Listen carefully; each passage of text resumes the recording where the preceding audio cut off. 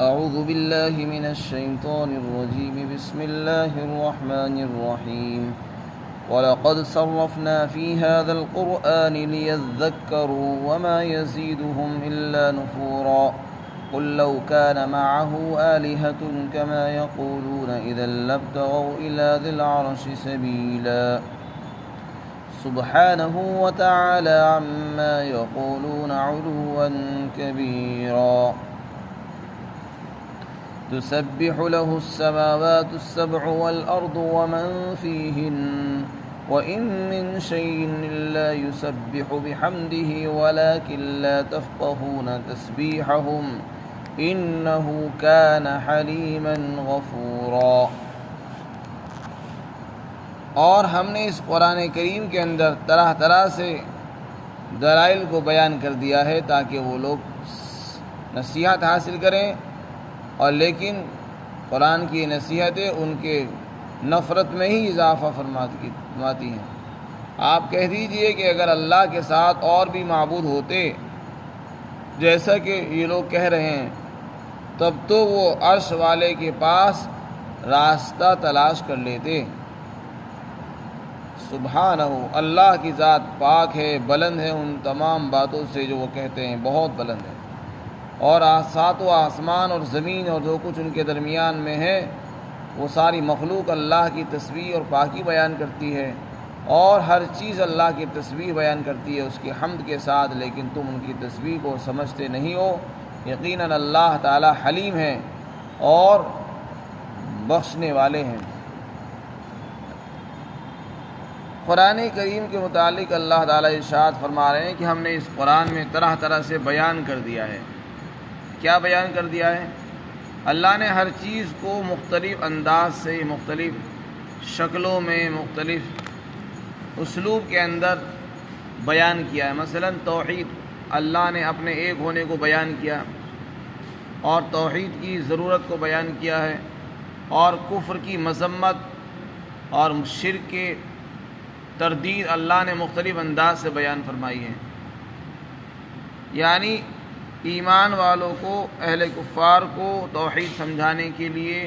اللہ کی وحدانیت اور قدرت کو سمجھانے کے لیے اللہ نے مختلف انداز و اسلوب کے اندر اپنی قدرت کاملہ کو بیان فرمایا ہے تاکہ لوگ مختلف انداز سے سمجھ جائیں. اللہ تعالیٰ بار بار باتوں کو سمجھاتے رہتے ہیں، کبھی کسی انداز سے، کبھی کسی انداز سے، کبھی کسی اسلوب میں. ہو سکتا ہے اس طرح بات سمجھ میں آ جائے، ہو سکتا ہے اس انداز سے بات سمجھ میں آ جائے. انداز بدل بدل کر اس قرآن میں اللہ تعالیٰ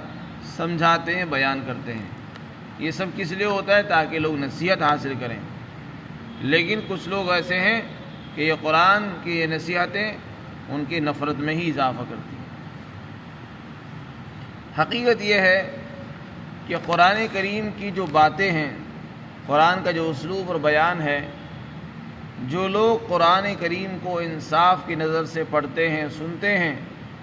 یہ ان کے ایمان میں اضافہ کرتا ہے. اور جن لوگوں کو قرآن سے بیر اور دشمنی ہے ان کی نفرت ہی میں اضافہ ہوتا ہے، وہ اس سے نصیحت حاصل نہیں کرتے. تو یہی قرآن بہت سے لوگوں کو ہدایت دیتا ہے، راستہ بتا دیتا ہے. یہی اسی قرآن سے بہت سے لوگوں کو گمراہی مل جاتی ہے. بس شرط یہ ہے کہ طلب سچی ہونی چاہیے. جن لوگوں کے اندر سچی طلب ہوتی ہے، ہدایت کے طالب ہوتے ہیں، تو اللہ اسی قرآن کو ان کی ہدایت کا ذریعہ بنا دیتا ہے. اور جو لوگ اس کو سچا نہیں مانتے یا مانتے ہیں تو اس پر عمل نہیں کرتے ضد اور عناد میں، تو پھر یہی قرآن ان کی نفرت میں اضافے کا سبب بن جاتا ہے، گمراہی کا سبب بن جاتا ہے. لیکن اللہ کی طرف سے اس میں کوئی کوتاہی نہیں ہوئی ہے، اللہ پر کوئی الزام نہیں ہے. اللہ نے اپنی طرف سے پوری کوشش فرمائی ہے لوگوں کو سمجھانے کے لیے، بیان کرنے کے لیے. طرح طرح سے اللہ نے کھول کھول کر اس میں دلائل کو، توحید کو، کفر کی مذمت کو، توحید کی اہمیت کو اللہ نے بیان فرمایا، اسی لیے تاکہ لوگ سمجھیں، نصیحت حاصل کریں. لیکن یہی قرآن اور اس کا بیان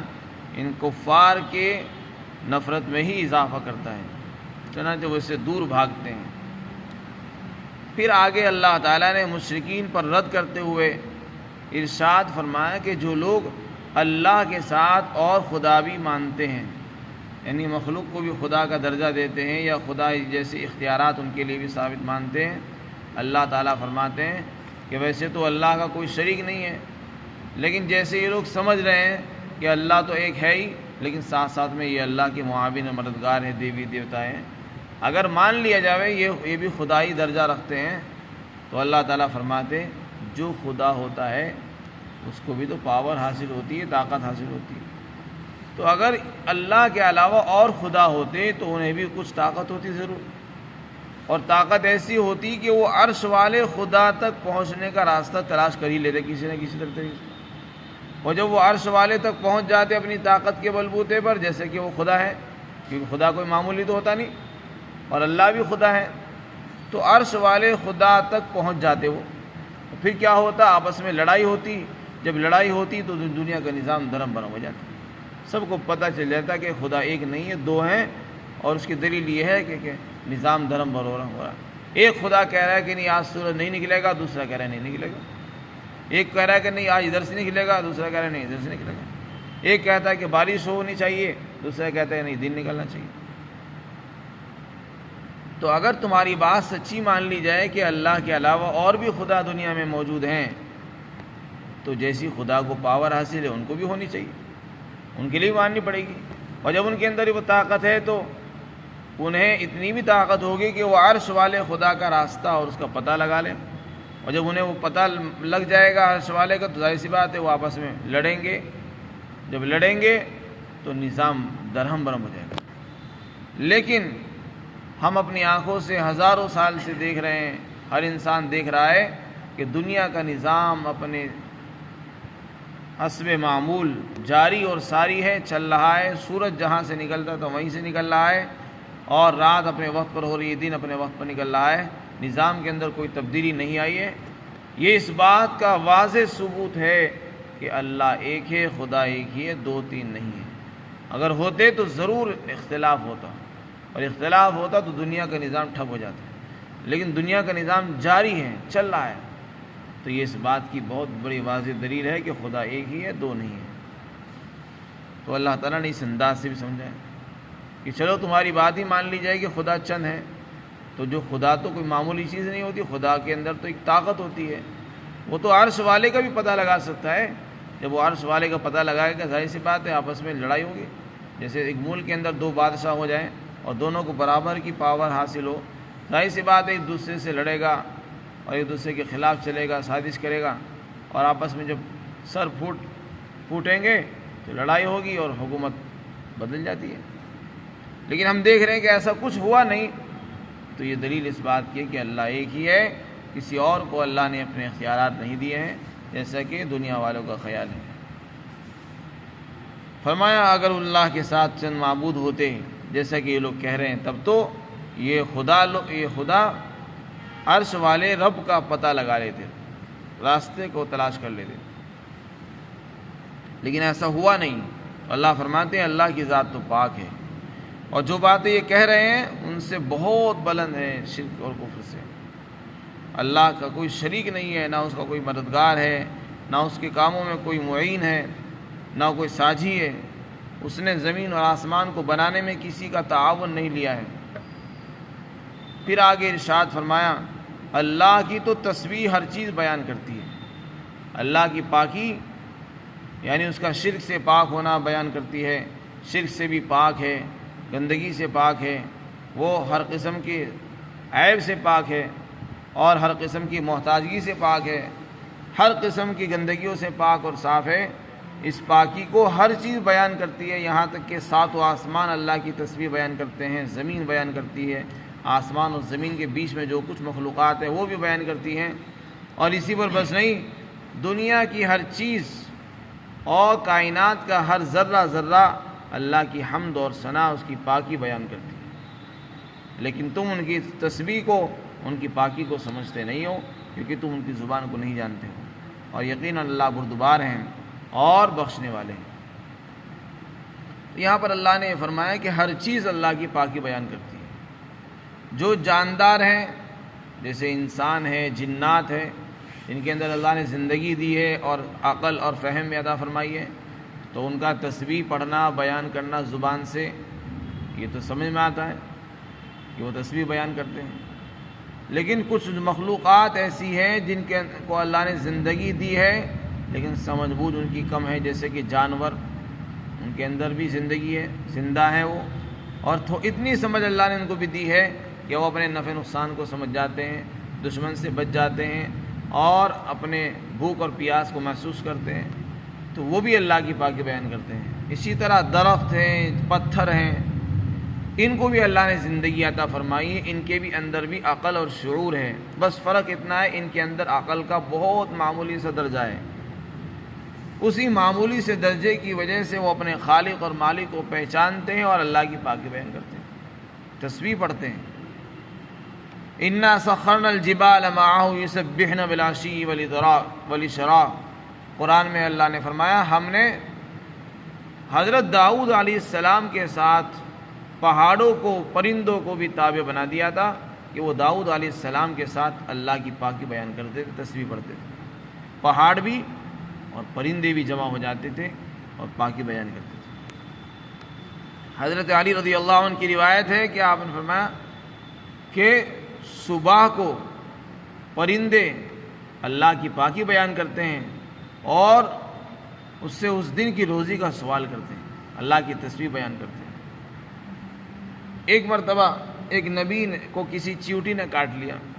تو انہوں نے ان کی پوری امت کو، بستی کو جلانے کا حکم دے دیا۔ اللہ نے اس وقت کے نبی کے پاس وحی بھیجی کہ تمہیں ایک چیونٹی نے کاٹا اور تم نے ایسی امت کو جلا دیا جو اللہ کی تسبیح بیان کرتی تھی،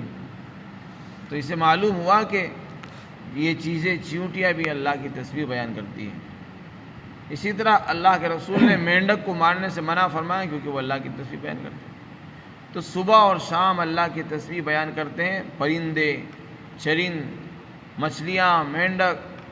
ہر انسان اور جانور۔ ایک تسبیح زبان سے ہوتی ہے، ایک تسبیح حال سے ہوتی ہے، تو اللہ کی مخلوق تسبیح بیان کرتی ہے، ہر چیز بیان کرتی ہے، چاہے وہ پہاڑ ہوں یا پتھر ہوں یا درخت ہوں، پرندے ہوں، جانور ہوں، ہر چیز اللہ کی پاکی اور تسبیح بیان کرتی ہے، بس فرق اتنا ہے کہ ہم ان کی تسبیح کو سمجھتے نہیں ہیں۔ جب ایک انسان دوسرے انسان کی زبان کو نہیں سمجھتا ہے، ایک ملک کے والے دوسرے ملک والوں کی زبان کو نہیں جانتے، تو یہ ضروری نہیں ہے کہ ہم پرندوں کی زبان کو بھی سمجھ جائیں۔ اللہ نے ہر ایک کی زبان الگ الگ جدا رکھی ہے، تو وہ اپنی اپنی زبان میں اللہ کی پاکی اور تسبیح بیان کرتے رہتے ہیں، جس کو اللہ ہی سمجھتے ہیں۔ علماء نے لکھا ہے کہ جو لوگ مسلمان ہیں، فرمانبردار ہیں، وہ تو اللہ کی پاکی بیان کرتے ہی ہیں، جو کافر ہیں وہ بھی اللہ کی تسبیح بیان کرتے ہیں، یعنی زبان حال سے۔ اس طریقے سے بیان کرتے ہیں، وہ اس طریقے سے زبان حال سے اس طرح بیان کرتے ہیں،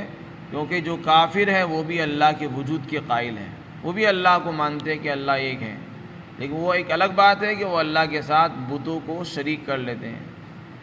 لیکن مصیبت میں وہ اللہ ہی کو پکارتے ہیں۔ تو اللہ کے وجود کا اقرار وہ بھی کرتے ہیں، تو اللہ کے وجود کو تسلیم کرنا یہی اللہ کی تسبیح ہے۔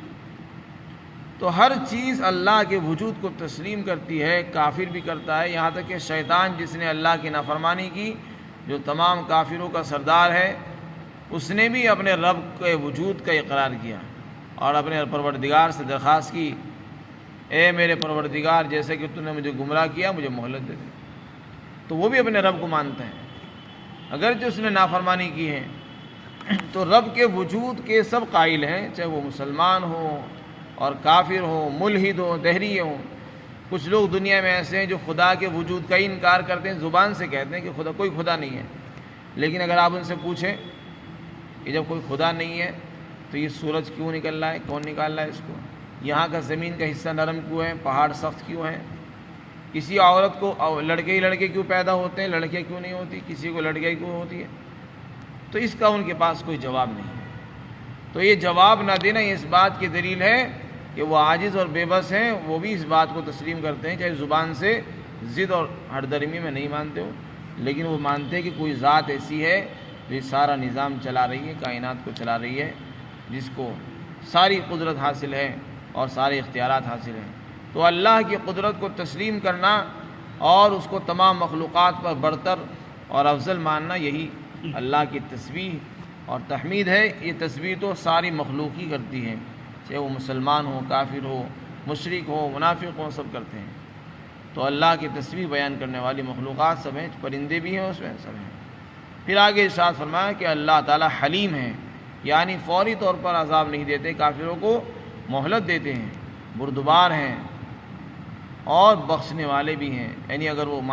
توبہ کر لیں تو اللہ تعالیٰ گناہوں کو معاف بھی فرما دیتے ہیں. اللہ تعالیٰ ہم سب کو